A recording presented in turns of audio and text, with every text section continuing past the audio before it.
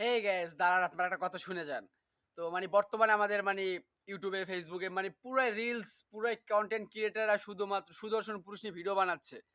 তো হে মানে সুদর্শন পুরুষ নাকি, ঠিক আছে?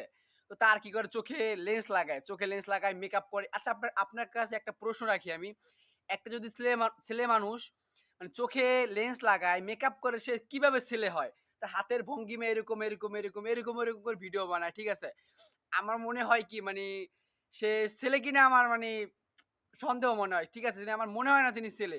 ছেলে হয়ে জীবনেও সে মানে ফেইজে মেকআপ লাগাইতে পারে না।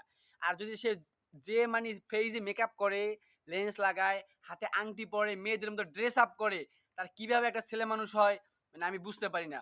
তো একটা এতটুকু কথা মানে একদম দরকার। আর এতটুকু কথা বোঝা গেল যে বাংলাদেশে একজন সুদর্শন পুরুষ হতে গেলে মানে ছেলে না হলেও হবে, মেয়ে হলেও একজন সুদর্শন পুরুষ হতে পারে।